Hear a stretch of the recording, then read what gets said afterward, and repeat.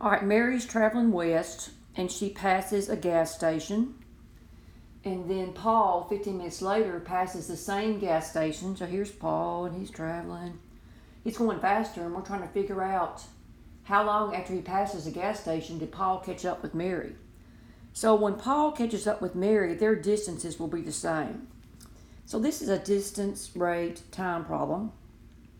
And we've got Mary, and we've got Paul.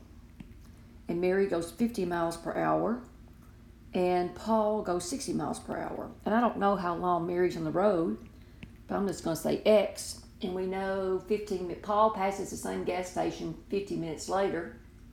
So his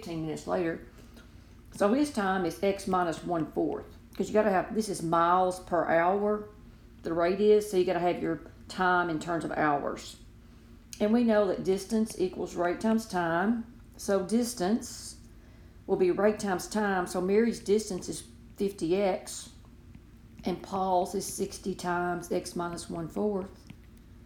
And now we need to write an equation, and we know when Paul passes Mary, their distances are the same. So set 50x equal to 60 times x minus 1/4. So that's 50x equals 60x minus 15.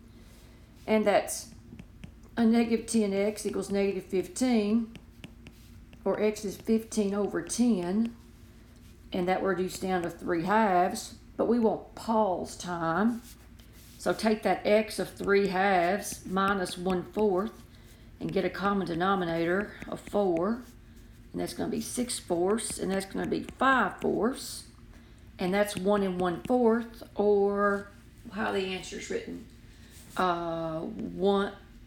1 hour and 15 minutes.